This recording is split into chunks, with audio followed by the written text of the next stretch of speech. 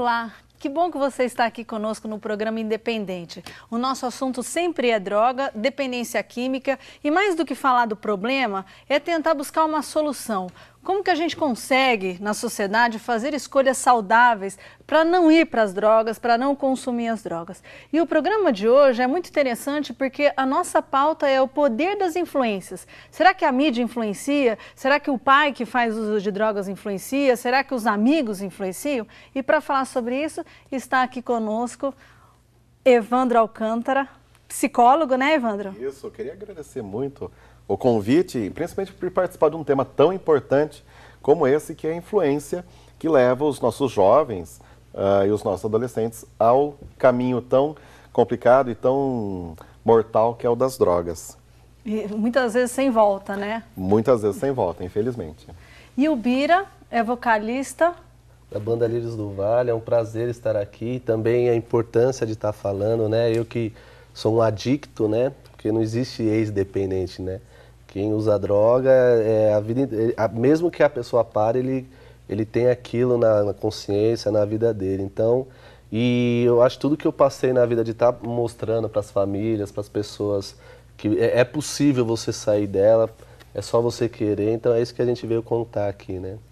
Vamos querer saber a tua história quase que inteira, desde quando você nasceu, viu, Bira? E quero agradecer mais uma vez a Escola Salesiana São José, uma grande parceira, sempre aceita todos os nossos convites, os jovens que estão aqui, hoje a plateia é linda, olha quanta gente bonita, com um monte de informação, hein, Bira? Eles estão querendo saber tudo o que vocês têm para dizer.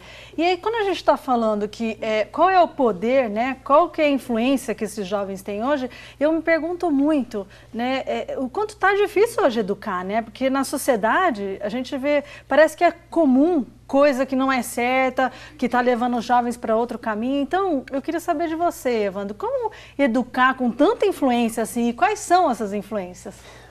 Sara, hoje em dia as pessoas elas têm uma questão que é muito importante nessa questão da educação, que é a questão da essência, a questão da missão de vida. Eu vim aqui para quê?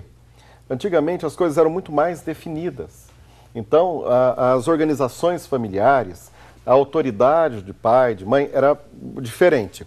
Hoje em dia, não. Hoje em dia, existe uma lacuna muito grande entre a sociedade, aquilo que é mostrado e aquilo que é real.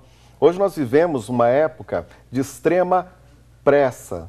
Pressa é diferente de velocidade. Tem pressa quem está atrasado. Então, você atropela as coisas. E a velocidade, cada um tem a sua. Mas socialmente, você pode ver que a gente precisa, de uma forma social falando, se desenvolver muito rápido. Você precisa aprender 5 idiomas, assim, com 5 anos você tem que falar Yiddish, tem que falar uns 10 idiomas. E isso tudo gera essa lacuna, que é a questão da pessoa se sentir, ela internalizar, ela se compreender e compreender melhor o que está à volta. E há uma cobrança também muito grande, principalmente em cima dos nossos jovens. Se para nós que já somos formados, temos uma certa estabilidade, já é grande, principalmente na questão de comunicação, para o jovem também. Imagina só, estamos com uma plateia aqui tão bonita, um pessoal bacana aí, que está se preparando para vestibular, está se preparando para uma série de coisas ou para um outro curso. E aí vem uma série de questões que geram essa questão que a gente fala da angústia. A angústia é quando o copo da ansiedade transborda de tal forma que dá aquele aperto no peito. E hoje as pessoas vivem muito angustiadas, que é um passo para procurar alguns lenitivos, né? Algum refrigério. Só que às vezes isso, para o jovem ou para uma pessoa que se vê sem alternativa, às vezes ele acaba caindo nas drogas. E vários tipos de drogas. E a pessoa sempre começa de um ponto. Às vezes a gente fala, mas não é uma questão de identificação da tribo, disso, aquilo outro. Existe isso. Mas por trás disso, existe essa necessidade, essa coisa inata do ser humano de pertencer a algo e também dele encontrar o seu espaço, ele encontrar a sua missão. Todos nós temos uma missão.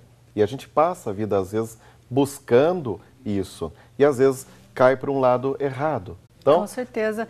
E Bira, e tudo isso que o Evandro falou, né, é muito significativo, né? Quanta influência hoje as pessoas têm para fazer ou não uso de drogas. No teu caso, qual foi a principal influência que você teve para ter decidido usar? Foram duas situações. Primeiro, a ausência do meu pai, né? Que meu pai, minha mãe e meu pai se separaram, eu tinha apenas 8 anos de idade.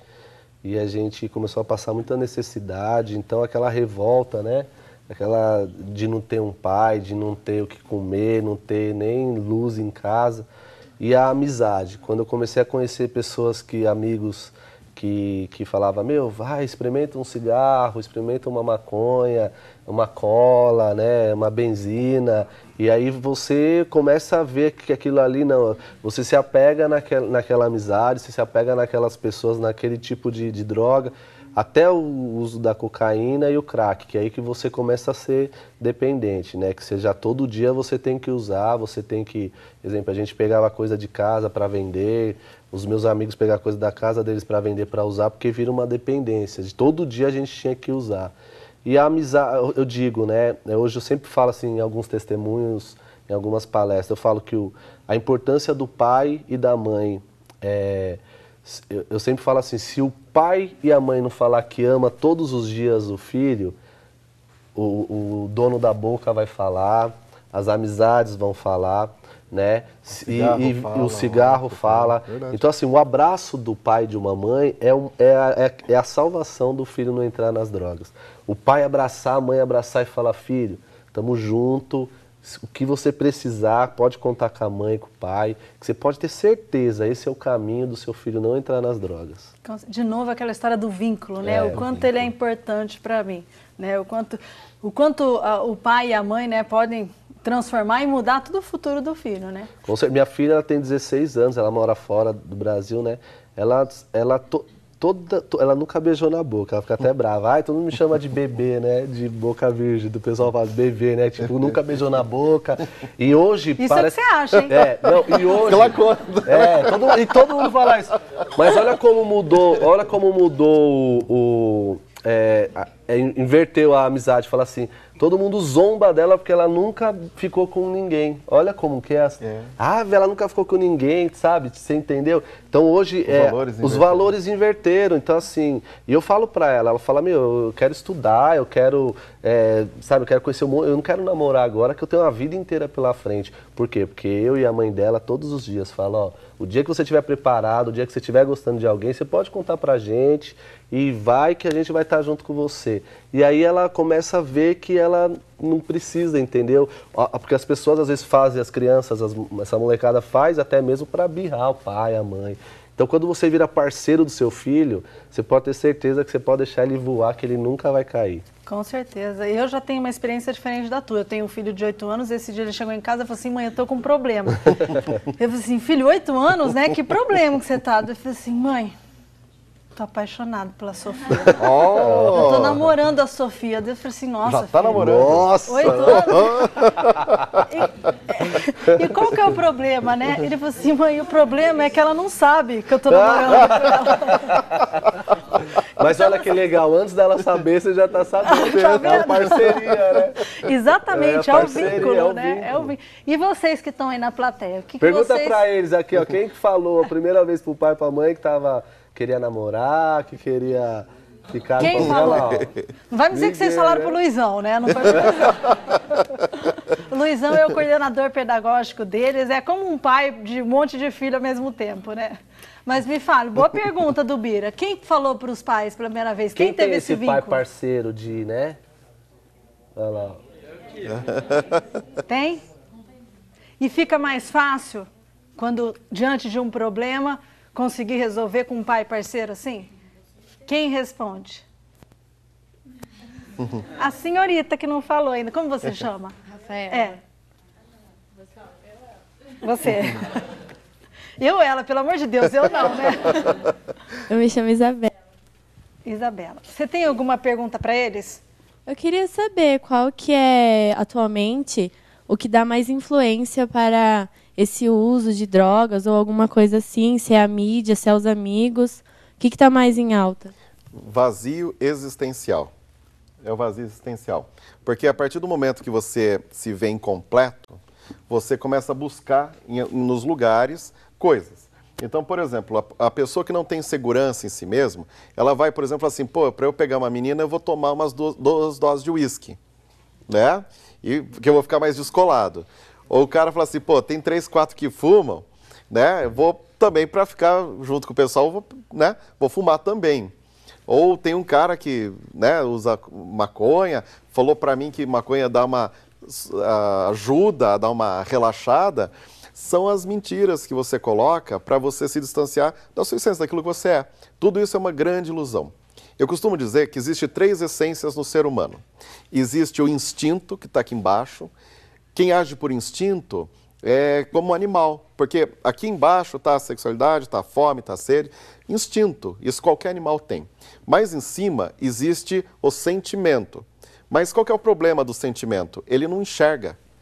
O coração bate, é importante o sentimento, mas ele só expressa o seu sentimento. Ele não enxerga, ele não percebe, ele só faz barulho, não é isso? O coração bate, mas a caixa torácica contém ele. Mas Deus nos deu a razão. Quando você usa essa instância da razão, de se sentir, de perceber o outro, de perceber coisas maiores, olha a distância que está a razão do instinto grande e até mesmo do sentimento. É um complemento. Quando você faz isso, as coisas elas se alinham na sua vida. Você para de ser uma pessoa que bate a cabeça para lá e para cá, age sem ver, sem pensar, para você se reorganizar melhor internamente. Então, se tem uma das coisas que acho que mais atrapalha o ser humano, é ele não se conhecer, é ele não saber da sua potencialidade, porque daí ele não se respeita. A menina que sabe o seu valor, que entende aquilo que Deus criou para a vida dela, dentro de um contexto social, dificilmente ela cai na conversa de um aproveitador ou na conversa fiada de alguém, que às vezes vai levá-la inclusive para o caminho das drogas. O menino que tem o seu valor e ele se respeita, ele vai ser um bom namorado, ele vai ser um bom cidadão, ele vai ser um bom aluno. Então, se tem uma coisa que atrapalha a vida de todos nós, né? Existe muita gente, já adulto e tal, que às vezes, na mentira da vida, ele fala, não, eu vou produzir mais se eu cheirar cocaína, porque eu viro um leão. É uma mentira. Ele virou um babaca, ele virou um tonto, entendeu? Porque daqui a pouco ele vai cair para depressão, e aí ele vai precisar de novo da mentira. Então, mentir para si mesmo, né? Nessas coisas, eu acho que atrapalha muito. Tem uma regrinha de ouro, que eu falo, são 3 coisas que atrapalham a vida da gente. Guardem isso. Só 3. Mentir para a gente mesmo, esperar as coisas de onde não vem e bancar aquilo que você não é. Comece por uma delas e uma sempre gera outra. Quer ver? Se você espera uma coisa de onde ela não vem, você já está mentindo para você mesmo. Ué, estou esperando uma coisa de onde não vem. Eu estou mentindo para mim mesmo. E aí você começa a bancar uma coisa que você não é. Porque ou você fica mais irritado, ou você fica mais generoso, entre aspas. E isso já não é a tua característica. Isso leva a tua vida para o buraco. Então, são umas regrinhas aí de ouro. Gente, que explicação sensacional, né? Adoro, você desenhou pra gente, Evandro. Obrigado. Parabéns. Obrigado. Parabéns. É exatamente o que eu acredito. Eu acho que a gente nunca vai conseguir combater as drogas, né? É um negócio monstruoso que movimenta muito dinheiro, mas a gente pode, se conhecendo, ficar mais forte para falar não para as drogas. Exato. Então, acho que é essa que é a proposta, acho que é isso que esses jovens realmente têm feito e têm buscado, e é o que eles têm que buscar. Nós vamos parar um pouquinho, vamos para um rápido intervalo e a gente já volta. Você que está em casa, mande a sua pergunta, participe do programa Independente com a gente. Até daqui a pouco.